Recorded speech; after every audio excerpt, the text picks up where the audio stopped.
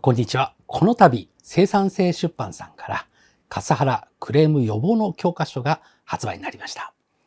この本にかける思い、苦労した話、そんな裏話をちょっとしてみたいと思います。この本はですね、出版社さんの方からクレームに関する本を書いてもらえないかという打診をいただきまして、ありがたい話なのでお受けしたんですけども、実は最初に話をいただいて着手してから1年半ぐらいかかってしまったんですね。で、それはなぜかっていうと、もう当然こういったタイトルで本を出しますので、すでに世の中に出している先輩方の書籍もありますので、それを全部読ませていただきました。そうしたところですね、ちょっとこれは、いい悪いの話ではないんですけれども、クレームに関しての書籍というのは、接客マナー講師の先生方が書かれているような、お客様を怒らせてしまったときは、誠実にお話をお伺いして、丁寧に謝罪して、ご納得をいただいて、ピンチをチャンスに、クレーム客をファンに変えよう、みたいな、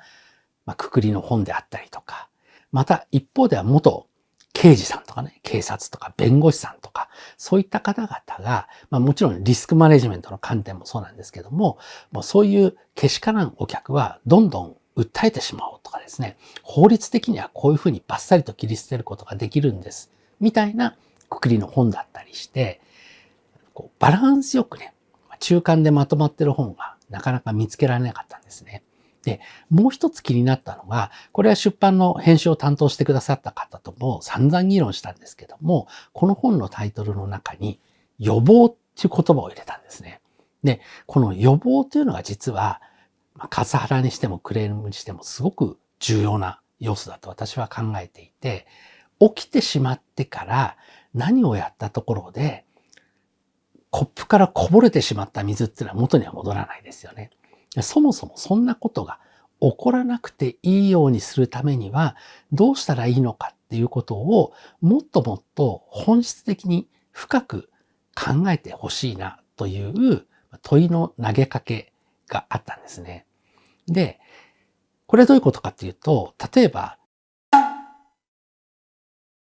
火事が起きてしまいますと。ぼやが出てる。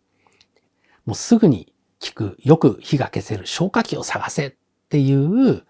火がついてしまってからいち早く消すっていうことももちろん大事なんですけども、そもそも火事が起きないためにはどうしたらいいのかっていうことを考えるような本が世の中になかったんですね。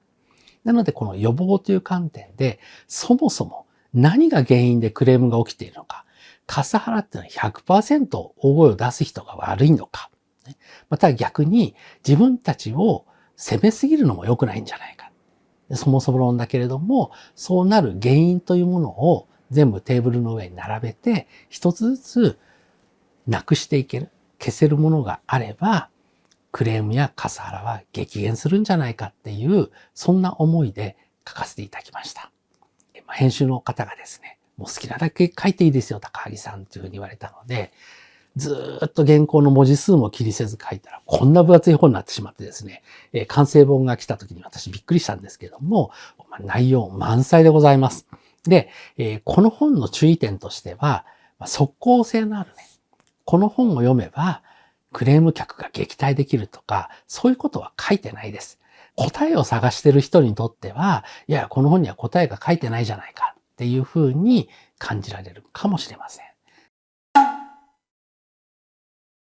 でも、常日頃クレームに悩んでいる経営者の方やマネジメントの方、そして現場の第一線でクレームと向き合っている方は、この本を読んでいただくと、心の中のね、もやもやが晴れるような、そんな読後感を持っていただけるんじゃないかと、そういうふうに思っています。もしよかったらですね、ぜひ手に取って読んでいただいてですね、で、また本を読んだ感想をですね、お聞かせいただければと思います。Amazon などで、ネットにね、口コミという形で Google でも結構ですし、書いていただけると大変励みになります。いただいたコメントはすべて目を通しておりますので、もしよかったらぜひお読みいただき、感想もお寄せいただけると嬉しいです。ということで、ぜひお読みください。お待ちしております。ありがとうございました。